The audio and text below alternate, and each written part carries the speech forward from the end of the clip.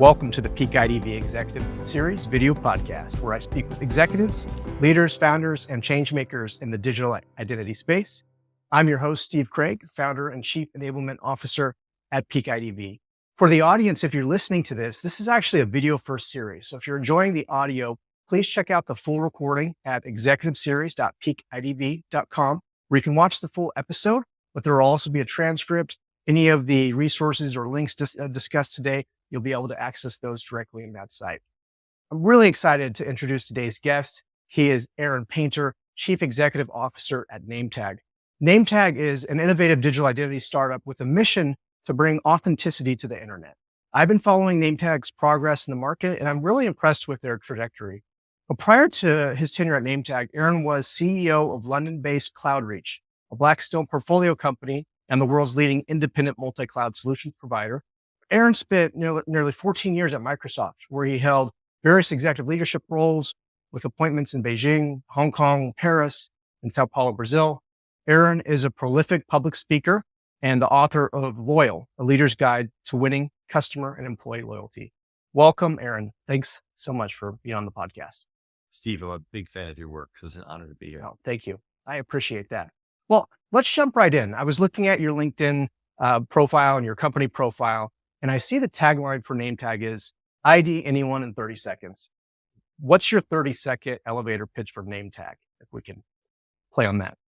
We are the world's fastest human identity platform. We've been built with unique capabilities to prevent against AI-generated deepfakes and content. Fundamentally, we believe that perimeter of security is identity, and it's critical of protecting digital accounts in sort of the modern era. That's great. I like the tag human identity platform, really focusing and getting the energy to us as individuals transacting out on the internet. Where are you seeing most of the use cases for Nametag's technology? Like, what type of customers are you focusing on?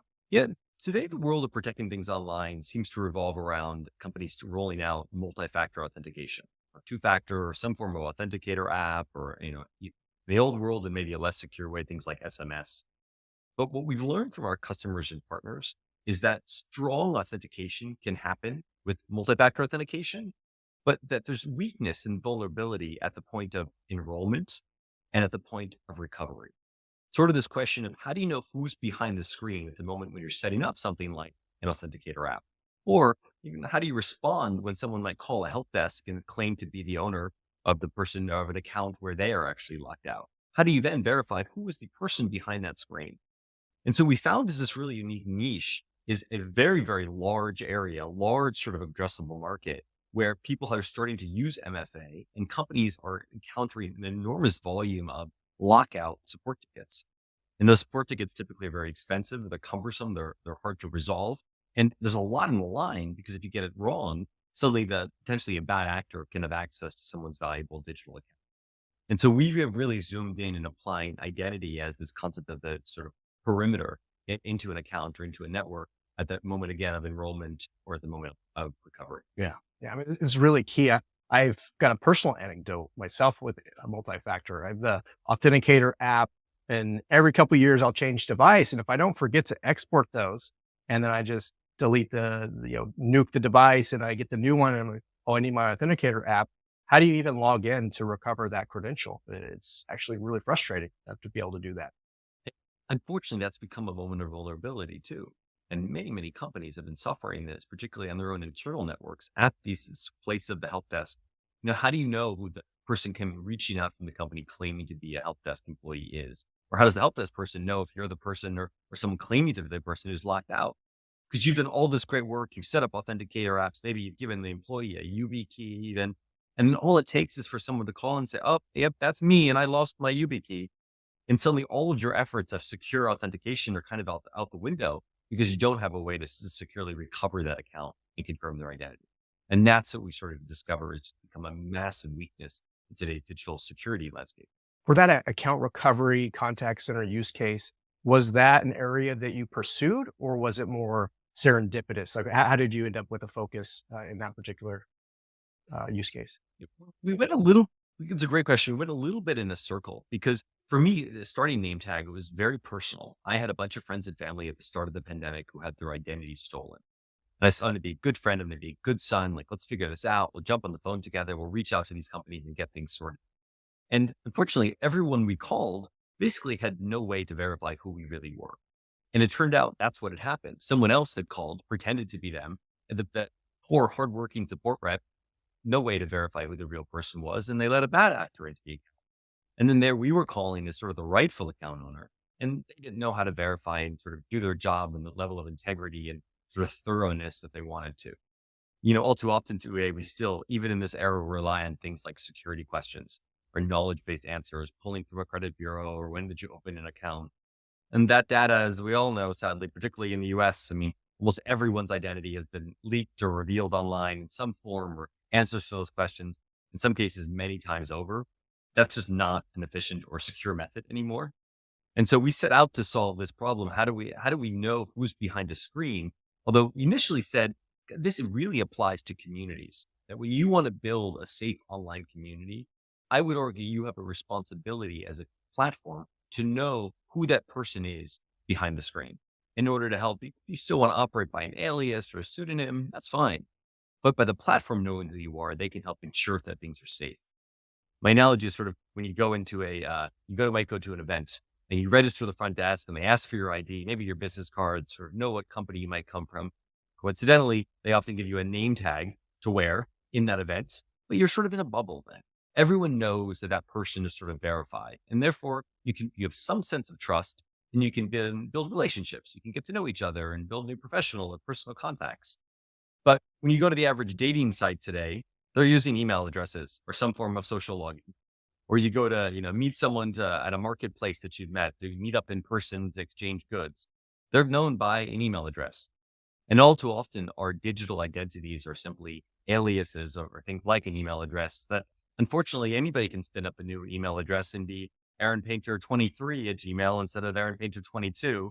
And you don't really know who that person is, which creates trust and safety issues as well. If there's somehow bad actions on a platform and you want to remove that person, you just come back with a new email address. You're not really keeping things safe. So we set out to build this concept of linking government identity to an auth flow or authentication flow so that you can log in with a sense of comfort in knowing who the person is. But it was in doing that that we realized one of the biggest challenges in auth wasn't auth itself. It was this element of enrollment and recovery. I really like that analogy that you put forward, going to an in-person event, you've got name tags. Trust is so central to human relationships, whether it's person to person or person to a business. And if you can just change your name tag right there in the event, and there's not a lot of trust to that. But you mentioned the authentication flow and that process of it. There are a lot of companies in the space that have different solutions in authentication. Some combined the identity verification up front. What would you say makes name tag unique? Like, what are some of the differentiators that your company has in the market?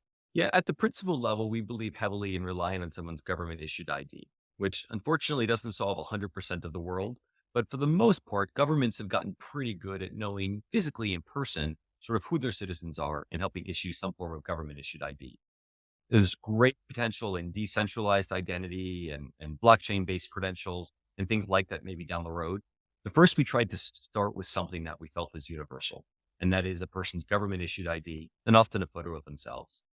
That flow is intentionally similar to what you might have gone through if you go through a KYC or a know your customer flow in financial services and you open an account. The challenge, just I was with the CEO of one of the KYC providers just a few days ago, and they introduced their company as, we focus on solving regulatory concern, but knowing who your customer is and regulatory use cases. Most of, if not all of these sort of ID verification providers that had you scan your ID and take a selfie were built to solve regulatory problems. They were built for a plausible check the box. Yes, this person is who they claim to be, and we can go ahead and open the account. You'll notice, however, when you call your bank, they don't then ask you for your ID when you want to transact or you want to make an account change. They ask you security questions. And it's often because the fidelity of that KYC flow is simply not high enough. It also is because the friction of reusing that KYC flow or asking the user to again scan their ID, it's just simply too high. And so we are focused on security. We are an identity provider that's focused on security. And at the architectural layer, we have built things fundamentally differently because we had a different use case in mind. That's great, Eric. When I look at the recent press from Nametag, I saw that you announced a new product or a new feature, Nametag's AI-powered copilot. Can you talk a little bit about that and how it relates to the differentiator you just mentioned and what your investment is in AI in general? Yeah, I mean, AI for us happens at many, many layers of the product and the experience. At the same time, we're trying to essentially give people tools using AI as a tool for good to counter this rise in people using AI as a tool for bad and then trying to be an impersonator. The launch of our recent Copilot for me goes back to that personal problem, very, very real. When I was trying to call a customer support team and they didn't have the necessary tools to verify who I was. It's a fascinating industry because you have millions of customer support reps serving customers, serving internal employees, maybe as customers at an IT help desk. And often, I think you get into that profession because you like people, you want to help, you want to be helpful and solve problems. And instead, we've turned these folks into identity detectives, right? They begin a customer support interaction not by saying, "How can I help? Who are you?" And then they're often given a series of questions to interrogate the poor person to try and figure out if they are who they claim to be. We've learned through a lot of user testing that is an incredibly frustrating experience for people on both sides, for certain demographics, like folks later in life in particular. What street did you live on in 1970 X? I don't know. It's a high tension moment. It's frustrating. And by the way, the answers to those things are too easily revealed online. And so we wanted to give tools to these customer support reps, the millions of people who every day are going and verifying the identity of callers, and it's staggering how often this happens. Gartner estimates that up to 50% of calls to an IT help desk, for example, require some form of visual verification, which companies that are more progressive in the security realm have said, hey, security questions will no longer do it. I'll tell you, certainly if you use the out of the box Active Directory or Okta, password or MFA reset flow, basically an SMS message or an email to a personal email account, those are not secure methods. So they have said, "Hi, let's jump on a Zoom call. Let's schedule a video-based call." And oh my goodness, do the costs skyrocket when they do that. Not only is it frustrating for the end user or say the employee who might now have many hours before they can even get back to work. You have to schedule a call. The help desk person does some pre-work. They get on the call. They're looking into the badge photo. They're trying to add things. They might have you hold up your ID and that interaction simply to say, is this person the one that we think is the rightful account owner? Let's get them back in. So our Copilot solution was built in response to that.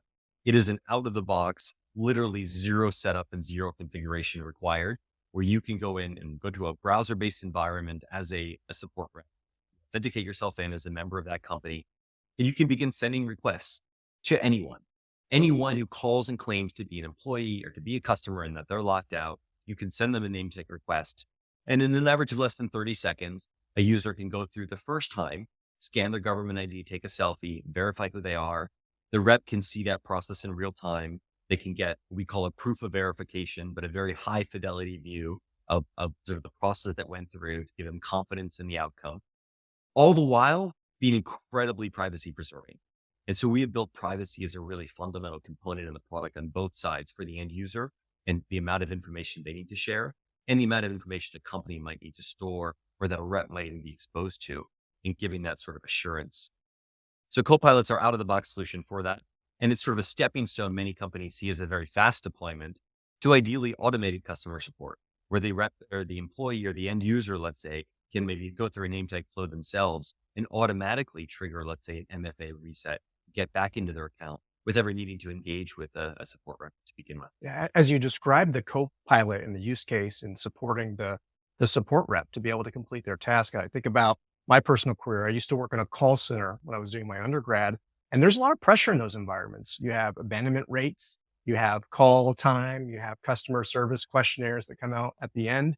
And if you're a rep in that environment and you're trying to support someone in an account lockout, all of those things weigh on your mind. So sometimes there's an incentive to just say yes. And I think the fraudsters know that. They kind of lean into that. They get aggressive, they get angry, and then they push through and they succeed. So having that co-pilot to really help put the process back in the hands of the caller to be able to complete the identity check and not lean so much on the rep. I think that's pretty great. Pretty great. Thanks. One of the most shocking areas where the need is particularly great is in the telcos. These telcos today, so much relies on that phone number of yours. and they have an issue a little bit on enrollment on who's getting the phone number, particularly in the US. But when you call and simply say, "Hey, I got a new phone," or "I'm switching to eSIM," or "I upgraded my phone. Can you," or "I lost my phone. Can you move my phone number over?" That poor rep has very little to go on to make that judgment call on whether or not to transfer the account over. And all too often that becomes a massive and expensive fraud vector, because typically first thing you do after you get a hold of that as a bad actor is go drain a Coinbase account, right? You've taken over SMS verification for someone, and you therefore have access to hundreds of other services that still rely on SMS as that form of authentication. So the telcos oddly are on the front lines of this. They're one of the most exposed. And unfortunately, they some of the most high impact downstream challenges that it creates for the entire industry. You mentioned the security questions, the knowledge-based authentication. SMS as a second factor has also got all of these risks. And hitting right at the telco, you get that eSIM swap or you get that takeover, and yeah, it's devastating. And then how do you as a consumer recover from that? And, big challenge. And I've seen over the last few years it accelerate as fraudsters share information about how to do these schemes, and they find the telco that might be lacking in security protocols. One of the things you just mentioned, though, I was thinking about data privacy. Okay, you're doing this process with the copilot. The last few years, there's been a lot of new data privacy regulation, and in fact, just this week when we recorded this, the state of Oregon signed in their consumer data protection laws. We're seeing that increase, and then we're also seeing this uptick in age-restricted content. Rightfully so. We need to protect underage people from getting access to adult content, but what comes with that is, well, now you have to request more information and you have to do more identity proofing. What is your approach to privacy preserving yet regulation supporting age verification technology? Like, how do you handle that in your company? Yeah, let's start with, I don't think that's a problem that's been particularly well solved in the physical world. So we rely on this concept that, you government has issued an ID, you brought a bunch of documents, a human has looked at you, they've taken a new photo of you, they've issued you some sort of identity document for that government. We rely on that as relatively what ISO would call a supervised enrollment flow. Relatively, generally that works. On the privacy side, however, it has a lot of weaknesses. My classic example would be, let's say when you go to a bar in the US, let's say you need to be over 21. And there's someone at the door whose job is to make sure that you are over 21. But you show them this identity credential that has your name, your home address, a whole bunch of other things that they might not necessarily need to know. If they only need to know you're over 21, they probably don't need to know your home address, right? And sometimes the people there that you're handing that ID to, you're not necessarily comfortable sharing all that. We call that oversharing. And our solution to that is something we call a privacy mask, which is that just because you have scanned your government ID, let's say in the name tag flow during enrollment, it doesn't mean that you're giving all of that information over to the company. You become a data controller in our mind, and sort of in GDPR language, of your own personal data. And so the company then, when they are requesting information from you for any given transaction, they also don't need everything on your ID. They can request what we call scopes, or specific bits of information to say, I just need to know, is this a human and are they over 21, for example? Or what age are they? Or maybe their birthday, or a variety of other factors. But they get to choose, and they get to choose for how long they want the information for even. But the end user then gets to review that request, and they're specifically opting in to share that information, that specific entity for that period of time. And in our model, they even have the ability to go back and revoke that information, take it back from that company, maybe take all their information back from Nametag should they so choose. So on the end user side, we're really trying to make privacy a fundamental part of that identity journey. On the company side, same thing goes. You might not want, let's say, that support rep to be able to have access to all the information that was requested. So you can gauge that. But more importantly, you also might not want to store this new PII that you've collected. And so we make it such that the company doesn't have to store any of the information they collect. It can simply have maybe a tracking URL back to sort of a guarantor file that we maintain for the company to confirm that, hey, this identity was verified. So in practical terms, you might be a support rep back to your early day experience, and you might send a name tag request and you might get the answer you need. Maybe then you copy a tracking link and paste that into the CRM file and say, I did my role. I confirmed who they were. Here was the proof of it. But there's no PII being exchanged there. There's no new PII being added to a CRM system, simply that verification. And so we believe this element of privacy is so fundamental in doing identity the right way, and in a way that not only meets current laws, but that is progressive and sort of the spirit of a lot of these laws are going. On age verification specifically, it's a fascinating use case because some of the things that, and I come back to an in-person example. When you go to, let's say, a convenience store and you want to buy an age-restricted product, they have a sign on the wall that says, if you look under 30 or you look under 35, we ask for ID. So we have a flavor of that, which is very similar, which we can take an anonymized selfie photo that you might share, run that and say, hey, do you look under 30 or under 35 or in some range? Great. If not, no problem. You're good to go. If so, hey, you know what? Let's actually ask you for ID and let's then be able to confirm back to that company that your ID and your age has been checked. Again, without overly disclosing information that's unnecessary in the flow. One of the really, really magical things, though, of what we built is we call re-verification or an express re-verification experience for an end user. So once they have used Nametag once with any company, they have, if this come back on the same device, an express re-verification flow. We don't just look up their account, but we ask them to take a selfie and then rematch that selfie biometrically to the earlier selfie back to the government issued ID and the government issued ID photo. So we can offer the end user an express re-verification flow with very high confidence back to the company that they are still the person they claim to be, but without that user having to rescan their ID. So that's what opens up the use case to so many other things, including sign-in. Most importantly, in this case, let's say age verification, when you might be into a world soon where you need to be age verifying many different web properties with high frequency, we can make that experience in 2 or 3 seconds with still very high confidence. And in that process, is the end consumer actively setting up an account with Nametag? Is it like an identity wallet then at that point, or is it just something that you're storing in the background and it just is seamless to them? I kind of think of it like Square. If you ever use the cash register as a Square, and you tap your card, you put in a card to buy coffee, maybe a coffee shop. One time they might say, hey, do you want a receipt? And you say, oh, sure. And you put in your email address to get a receipt. And then the next time you come and you swipe your card, you just get emailed a receipt. We view the name tag concept working very similarly. So that first time that you're asked, hey, do you want a receipt? Or this first time you're asked for your ID, we take you through a flow that's again quite quick. But that second time around, you have a more convenient experience. And so we're creating essentially a one human gets one name tag, which is great from a security and a privacy and a whole bunch of a recoverability perspective. We're creating an account for you sort of in the cloud, so to speak. We're very thoughtful about where data processing happens and where data is stored. It allows us to solve one of these fundamental problems, which is what happens when I lose my device or I get a new device? How do I sort of recover my identity? And again, some of our sort of patented technology kicks in there. We can rematch you to the early information you shared to sort of retrust that new device to enable you to have that express experience moving forward. That's great. Thanks for sharing how that works. I hadn't thought about that process. I love that feature from Square because it just makes it easier the next time you transact and you don't have to then put in another email address and then you're just getting these receipts from all of the people that are using that point of sale system. When you were describing the re-verification process in my mind, I was also thinking about authentication specifically around passwordless. What's your take on the adoption curve of passwordless? Feels like there's more interest, but are we close? I mean, we've been talking about it for 10 plus years, moving to a passwordless world. I think we're getting closer, particularly on end user customer facing accounts, which is great.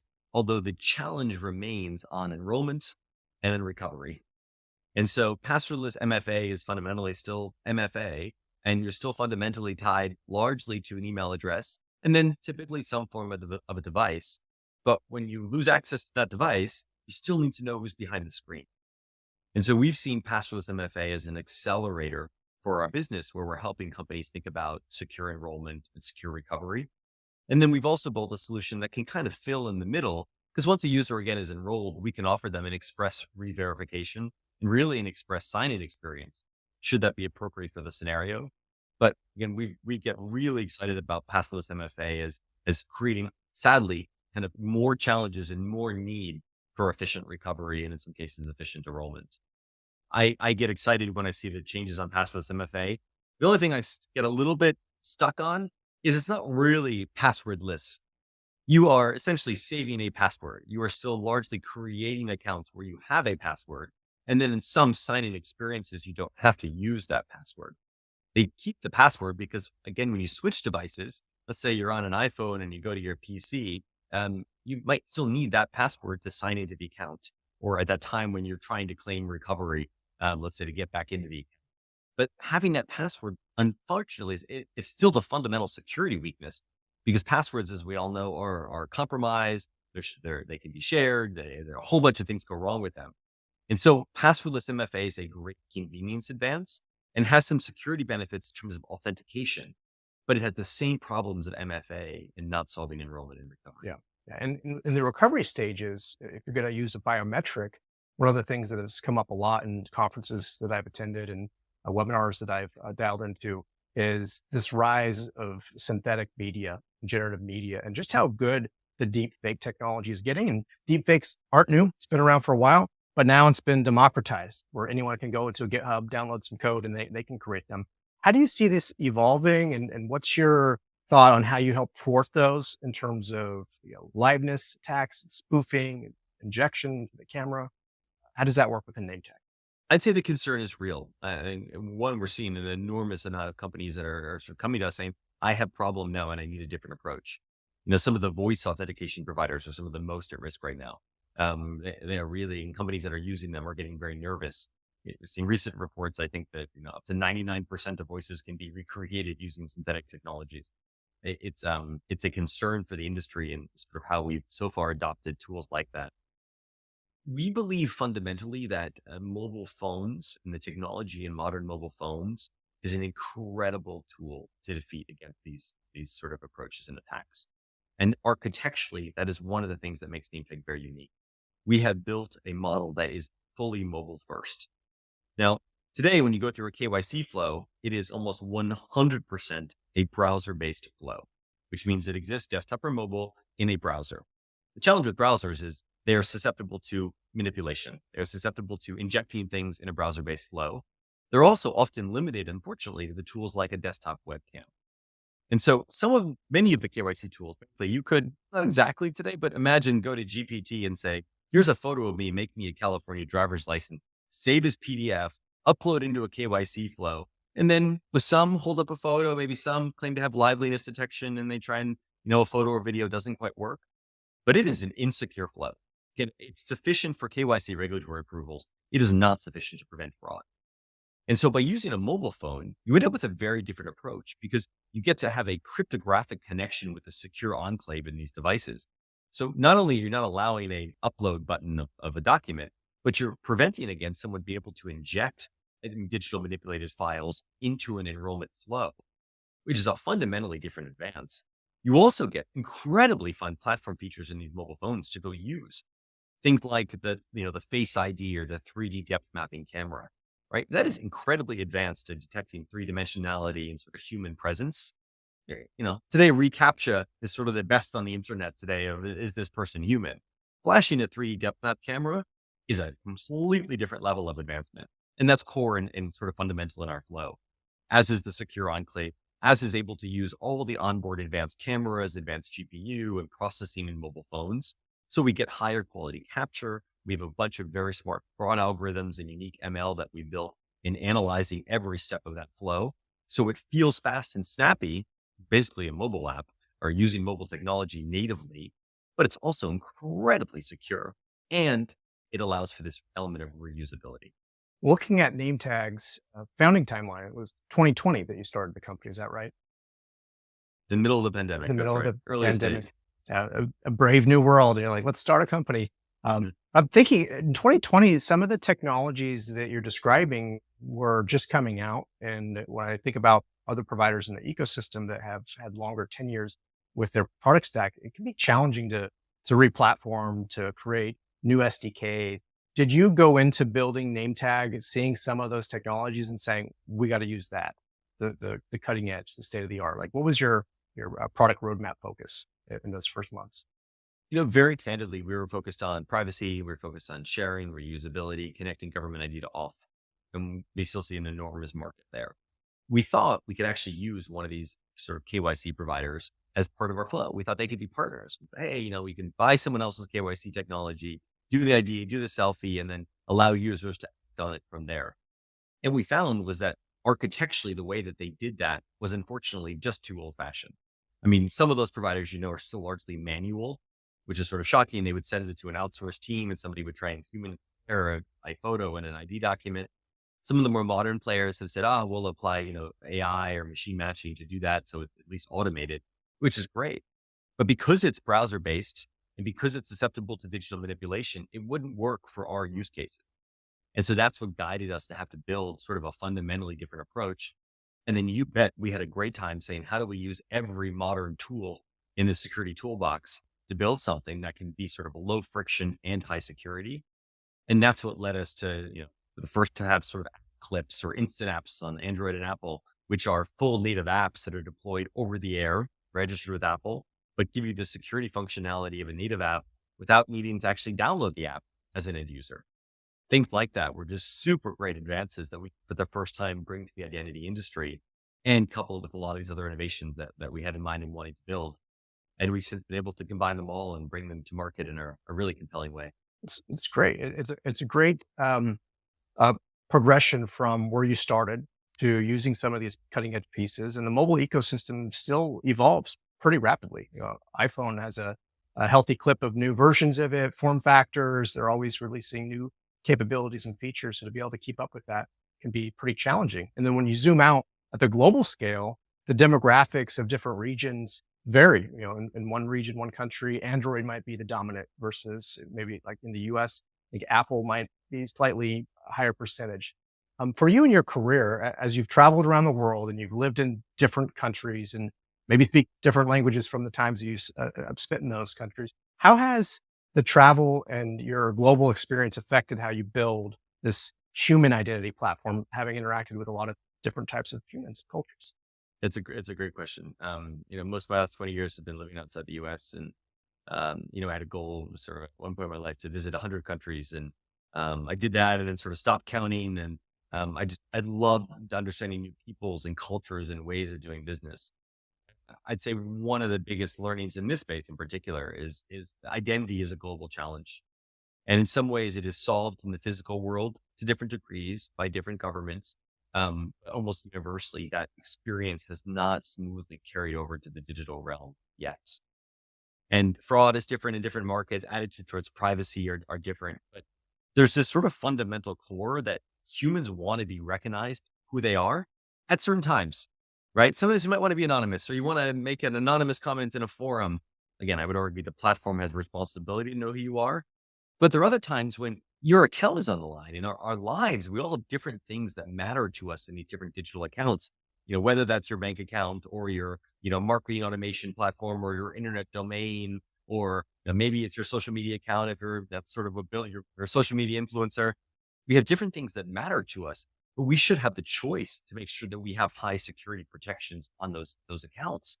And today we don't really. The gold standard is to put MFA on them. And MFA, unfortunately, has these vulnerabilities on the enrollment and on it.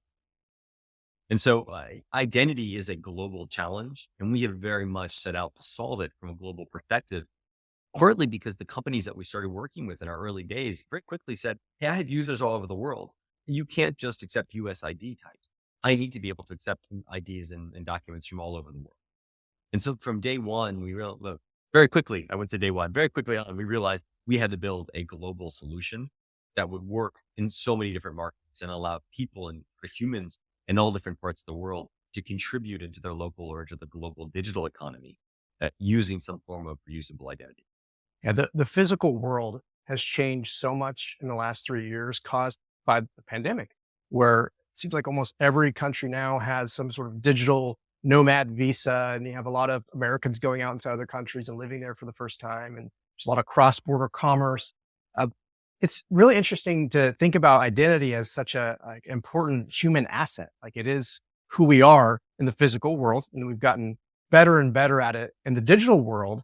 Over the last few years, we've also heard there's going to be this convergence, digital, like we combine physical world and digital world in the metaverse.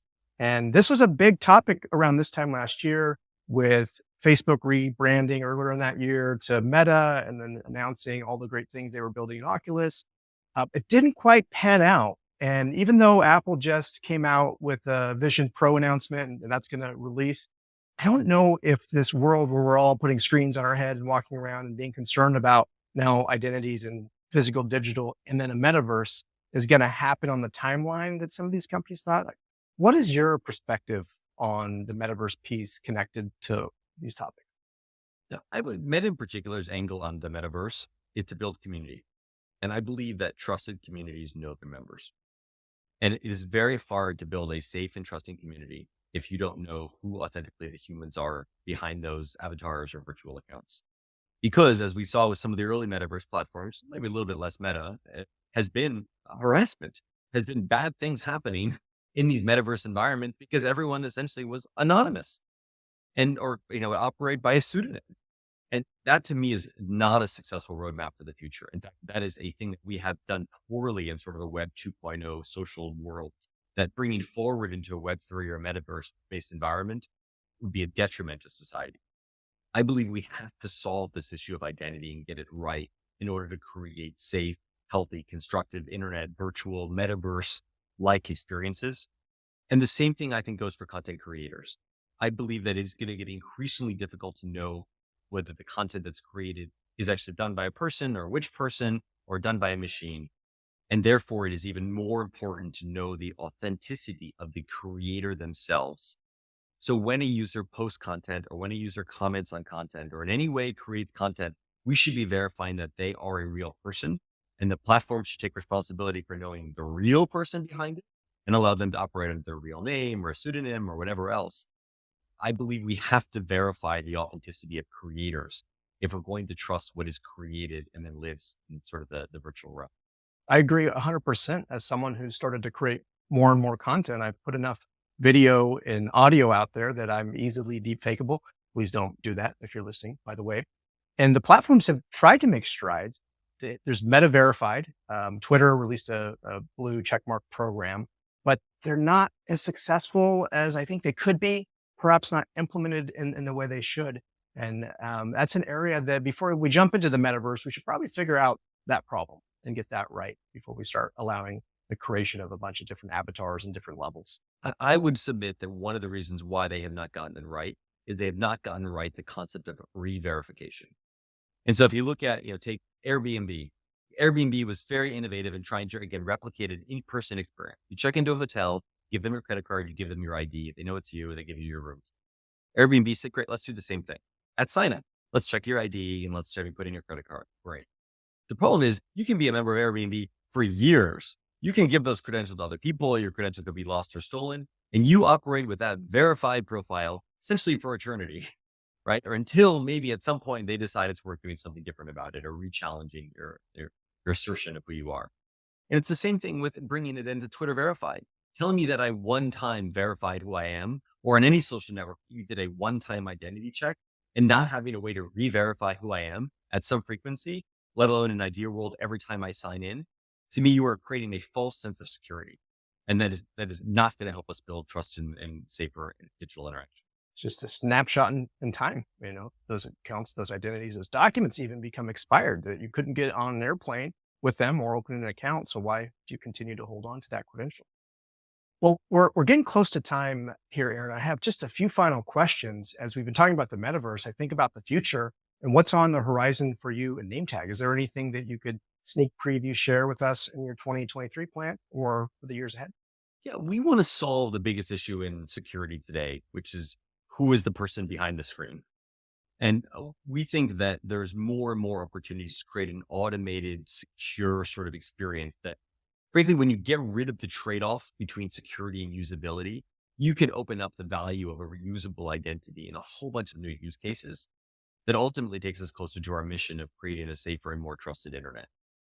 And so everything you'll see us do is sort of in that spirit of how do we take the fidelity of what we're doing at capture and enrollment, the low friction, and make it low friction for reusability so that you can get back into your account when you're locked out. You can sign up for new accounts. You can potentially log into accounts with this sense of authenticity, knowing who the person is. So we are very, very focused on solving this issue of identity as a security risk and alleviating that risk so that users' accounts can be protected. Now, if you've watched a few of these episodes, and for the listeners who have subscribed, one of the goals of this episode is to help people understand the person behind the LinkedIn profile, behind the press releases. Besides founding and leading Nametag, the public speaking that you do, the book you wrote, and your continued thought leadership there, What are some of your hobbies, Aaron? Like, what do you spend if you have any free time? What do you spend? What are causes that you spend time on? I love travel. I love photography. I love learning about people and cultures. I love following news and information, particularly from around the world and in different countries. But I'd say I'm fundamentally motivated on helping humans grow in their careers. And a lot of my time at Microsoft in particular was moving to new geographies. And there was a business impact of doing that. And we broke through in a lot of new markets, like opened Microsoft in a lot of new places and countries around the world. But fundamentally, the sort of legacy I was leaving in a humble way is helping help share new things with the people that I'm working with and learning from them. And so this concept of helping people grow in their careers from learning other perspectives and through other experiences has really motivated me. It's been what encouraged me to kind of keep going and living in new countries around the world, what encouraged me to sort of write that book and try and write some of those lessons down and sort of in on paper so that maybe others could learn from them or benefit from them. And it's what inspires me every day at Nametag. I love having the chance to work with our team members, to bring in new team members, to help them sort of learn and grow in their careers, ultimately towards making an impact on this sort of world of identity that we all live in. That's so awesome. Thank you for sharing that, Aaron. And we're just out of time here.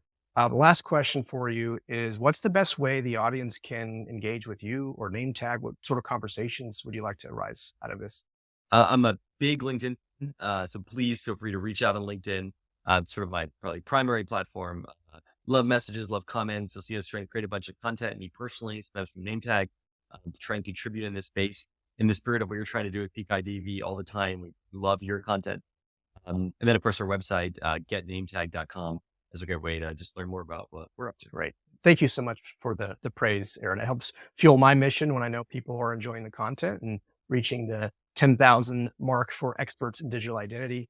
I really enjoyed this conversation. I'd love to hear the story and your perspective on the market. And I look forward to seeing your continued success at NameTag. Thank you so much, Aaron.